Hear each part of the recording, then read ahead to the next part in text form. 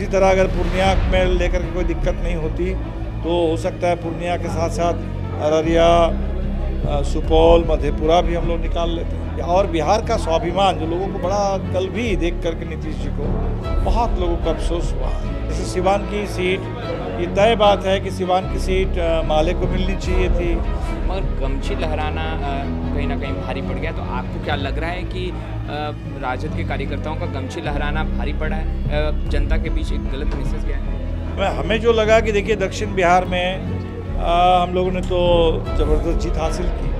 हमें लगता है कि इसी तरह की जीत बिहार के कुछ और इलाकों में भी संभव था, और सिवान की सीट अगर हमारे खाते में आती तो सिवान हम लोग जीतते ही।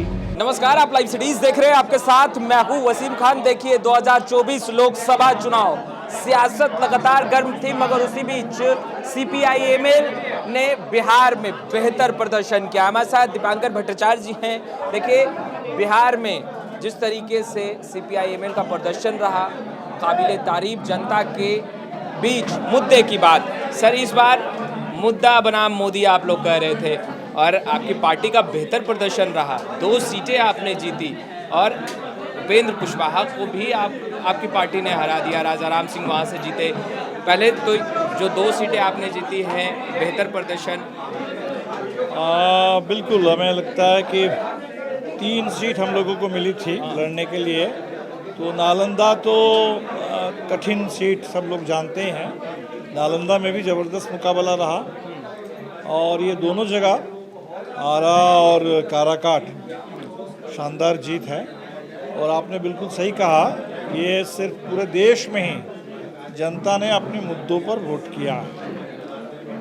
चुनाव भर मोदी जी कोशिश करते रह गए इधर उधर की बात करके चुनाव को घुमाने की, लेकिन लोगों ने जो तय कर लिया था, ये आमतौर पे ऐसा नहीं देखने को मिलता है कि इतना लंबा चुनाव, 7 चरण का, इतनी गर्मी, लेकिन लोगों का संकल्प बना रहा। बल्कि चुनाव जैसे जैसे आगे बढ़ा तो चुनाव चढ़ता भी चला गया, और बिहार, यूपी दोनों जगह में लगता है, या बंगाल जो आखिरी चरण था 1 तारीख का, उसी में सबसे बेहतर प्रदर्शन सरकार के खिलाफ जनता ने हासिल किया। इसलिए तो हमें लगता है कि जनता की एक बड़ी जीत है, जनादेश बहुत साफ है। बावजूद इसके, जहाँ तक संख्या की बात है, इसमें अभी भी बीजेपी के पास और एनडीए के पास संख्या है, और इसीलिए शायद सरकार उनकी बन जाएगी। लेकिन इस सरकार के ऊपर जनता का दबाव रहेगा, संसद के अंदर भी रहेगा, बाहर भी रहेगा, और हम लोग इस दबाव को और संगठित करने। कहाँ चूक रह गई? 2 कदम पीछे ही आप लोग थम गए सरकार में आने से, चूक कहाँ रह गई? एनालिसिस तो आप लोगों ने किया होगा। वो अभी तो और करना पड़ेगा। हमें लगता है, जहाँ तक बिहार की बात है, तो ज़रूर हमें लगता है कि उम्मीद थी कि 2020 में जो परिणाम आया था उसी के इर्द गिर्द आएगा। कम से कम 20-22 सीटें इंडिया गठबंधन को बिहार से मिलेंगी, लेकिन ऐसा हो नहीं पाया। 10 सीट मिली। तो इसकी समीक्षा करेंगे हम लोग सब मिल बैठ करके कि कहाँ कहाँ क्या बात हुई। इसी तरह झारखंड में भी कुछ सीटें कम रही, आदिवासी सीटों के बाहर कहीं हम लोग जीत नहीं पाए। लेकिन उत्तर प्रदेश ने जो प्रदर्शन किया, हमें लगता है पूरे देश के चुनाव का जो मिजाज का अगर समझना हो, उसको उत्तर प्रदेश से समझा जा सकता है। नीतीश कुमार ने स्पष्ट कर दी है मंशा, वो एनडीए के साथ ही रहेंगे, आगे भी एनडीए के साथ ही कदम बढ़ाएंगे। उनके वो तो लगातार कह रहे थे, चुनाव में भी कह रहे थे, अभी भी कह रहे हैं। ये तो नीतीश जी को ही तय करना है, लेकिन हम तो इतना कम से कम चाहेंगे कि अगर समर्थन दे एनडीए में दें, लेकिन जो उनके अपने ही मुद्दे हैं, बिहार को विशेष राज्य का दर्जा, पूरे देश में जाति आधारित जनगणना, अपने मुद्दों को ना छोड़े। सत्ता के लिए, कोई मंत्री पद पाने के लिए अपने मुद्दों को ना छोड़ दे।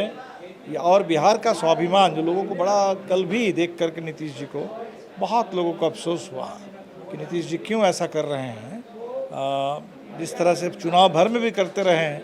तो हमें लगता है कि ये चुनाव तो पूरे देश में लोकतंत्र के लिए और अलग अलग राज्य में स्वाभिमान के लिए लोग लड़ रहे थे। उत्तर प्रदेश के लोग अपने स्वाभिमान के लिए लड़े, गुजरात लॉबी के खिलाफ, महाराष्ट्र के लोग लड़े, राजस्थान के लोग लड़े, बिहार और झारखंड में भी लोग ये चाहते हैं कि भाई पिछले 10 साल से मोदी जी के राज में जिस तरह का बुलडोज़र चला है और पूरे देश पर गुजरात को थोपा गया है गुजरात मॉडल के नाम पर, इसके खिलाफ इस चुनाव में एक तरीके से जो देश का संघीय ढांचा है उस ढांचे को बुलंद करने की बात भी आई। तो नीतीश जी बिहार के स्वाभिमान की बात करते थे, विशेष राज्य के दर्जे की मांग करते थे, तो थोड़ा उस पर कम से कम अमल तो करें। आप लोगों ने लोकतंत्र बचाने की बात की, आप लोगों ने संविधान बचाने की बात की, रक्षा करने की बात की। बिहार की कई ऐसी सीटें हैं, आपको नहीं लगता दीपांकर जी, जहां पर अगर महागठबंधन के अंदर अगर आपसी सहमति रहता और समर्थन दे दिया जाता निर्दलीय को, तो वह सीट जो है वो जीता जा सकता था। सिवान है, खैर पूर्णिया की सीट तो आखिरकार पप्पू यादव ने जीत। नहीं, बिल्कुल, हमें तो लगता है, तो इस पर हम लोग कभी बैठ के समीक्षा करेंगे। जैसे सिवान की सीट, ये तय बात है कि सिवान की सीट माले को मिलनी चाहिए थी, और सिवान की सीट अगर हमारे खाते में आती तो सिवान हम लोग जीतते ही। सिवान के साथ साथ मुझे लगता है कि उस पूरे इलाके में छपरा की सीट या महाराजगंज की सीट और बेहतर हम लोग कर पाते, छपरा शायद जीत पाते। इसी तरह अगर पूर्णिया में लेकर के कोई दिक्कत नहीं होती तो हो सकता है पूर्णिया के साथ साथ अररिया, सुपौल, मधेपुरा भी हम लोग निकाल लेते हैं। आपको लग रहा है पूर्णिया के बाद माहौल जो बिल्कुल है ऐसी कुछ बातें हैं, इस पर समीक्षा करनी होगी, आगे चल कर हम लोग करेंगे। दीपांकर जी, एक आखिरी सवाल, जिस तरीके से लगातार आप भी चुनावी कैंपेन में बहुत सक्रिय रहे बिहार में, तेजस्वी यादव के साथ आप लगातार कदम से कदम मिलाकर जनसभाओं को संबोधित करते रहे, कई सवाल उठ रहे हैं कि बिहार में जो अधिकांश सीटें जिसमें जीत दर्ज महागठबंधन और इंडिया गठबंधन कर सकती थी, मगर गमछी लहराना कहीं ना कहीं भारी पड़ गया। तो आपको क्या लग रहा है कि राजद के कार्यकर्ताओं का गमछी लहराना भारी पड़ा है, जनता के बीच एक गलत मैसेज गया है? अब पता नहीं, हम तो नहीं, आपने क्यों हुआ, लेकिन हमें जो लगा कि देखिए दक्षिण बिहार में हम लोगों ने तो ज़बरदस्त जीत हासिल की। हमें लगता है कि इसी तरह की जीत बिहार के कुछ और इलाकों में भी संभव था, और ये जाहिर सी बात है कि चुनाव लोकसभा का था, तो थोड़ा लोकसभा का संदर्भ को और सामने लाना चाहिए था। इस पर आगे समीक्षा हम लोग करेंगे। कोशिश करेंगे कि जो घटक दल एनडीए के हैं उनके कई दलों को अपने साथ लाया जाए। वो तो आगे की बात है। अभी तो जो इंडिया गठबंधन है, इस गठबंधन को ही और थोड़ा हमें लगता है कि यूनाइट करने और उसमें एक पूरे गठबंधन के जो कल्चर है उसको स्थापित करने की ज़रूरत है। बाकी तो समय तय कर देगा। तो आपने सुना दीपांकर भट्टाचार्य जी को स्पष्ट रूप से कहते नजर आ रहे हैं, देखिए आगे वक्त और समय जो है वो सब कुछ तय करेगा, मगर इंडिया गठबंधन के अंदर, महागठबंधन के अंदर अब भी कई चीज़ें हैं जिस पर समीक्षा होनी चाहिए। और बेशक दीपांकर भट्टाचार्य बिहार की राजनीति में काफ़ी सक्रिय थे, 3 सीटें मिली थी सीपीआई एमएल को, 2 में जीत दर्ज की, 1 में हार का सामना करना पड़ा। नालंदा की सीट सीपीआई एमएल हार गई। वहीं काराकाट और आरा की बात करें तो आरा से सुदामा प्रसाद, काराकाट से राजा राम सिंह ने जीत दर्ज की।